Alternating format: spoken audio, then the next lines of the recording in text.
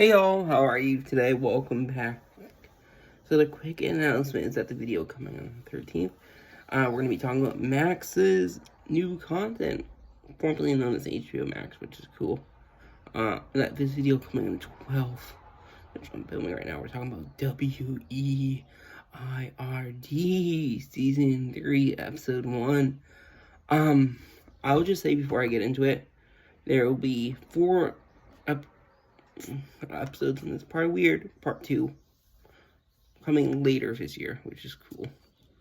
I kind of want to keep it short and simple, but yeah.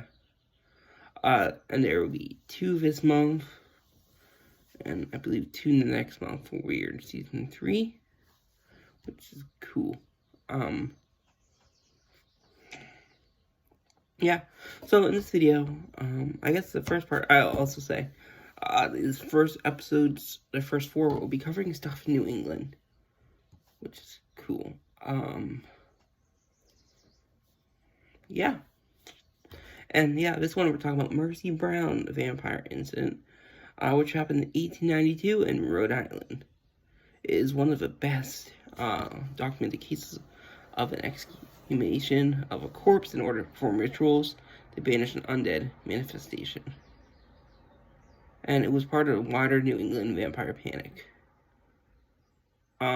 Several cases of consumption, tuberculosis, occurred in the family of George and Mary Brown in Exeter, Rhode Island.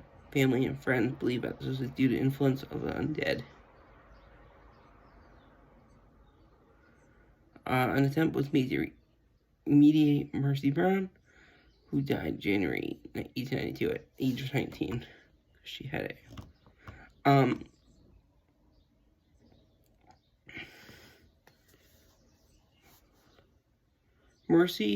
Mary and George Brown family suffered a sequence of tuberculosis in the final 2 decades of the 19th century.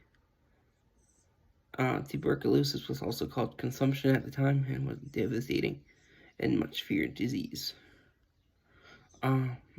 Mary Eliza Brown was the first one to die of the disease in 1884, followed by the eldest daughter, Mary Olive, in 1891. Mercy and Edwin.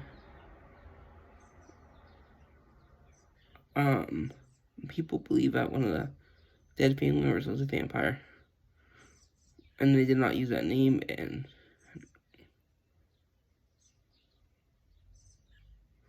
this was on accordance of conspiracy folklore to contemporary folklore, which linked multiple deaths in one family to undead activity.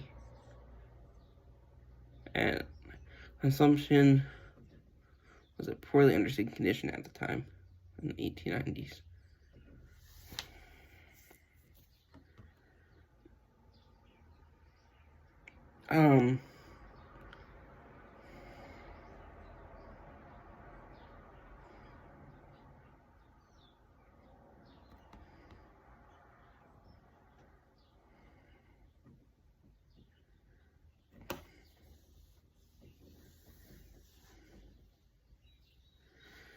So, what they did with Mercy, they took off out her heart and liver, and they were burnt, and the ashes were mixed with water to create a tonic that was given to Edwin, not Edward.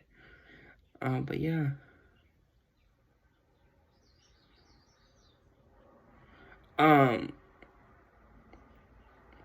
Bodies of Mercy exhibited no decomposition and still had blood in the heart.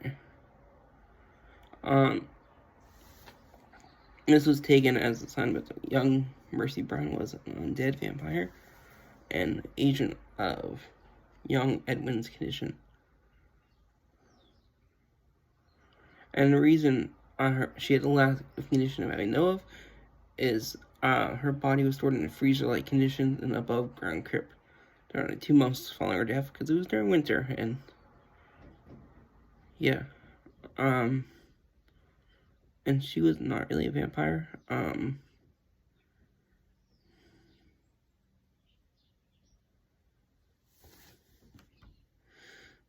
And let's talk about the popular culture, because I think that's always interesting when you talk about a really early vampire case.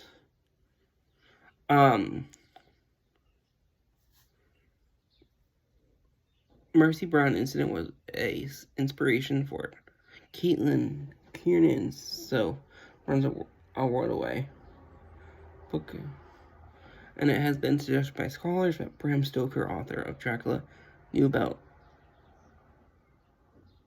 Percy Brown case, and though newspaper articles based on the character's novel upon her and is based off the character Lucy Westerna. It's cool.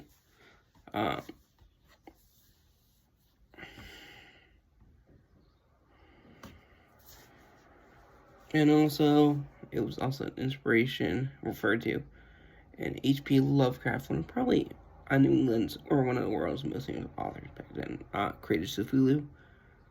He created a thing called Shunt House, which referenced Percy Brown.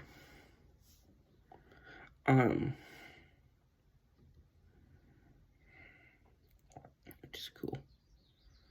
And also the Percy Brown case was the first subject discussed in the podcast lore, which is cool. And it was the first episode of a television adaptation of that series, which is cool. Yeah, it's a really interesting case. I hope you find it interesting. I surely do. Someone who loves history. And like I said, the video coming on the 13th, we're going to be talking about Max's new content. And bye-bye.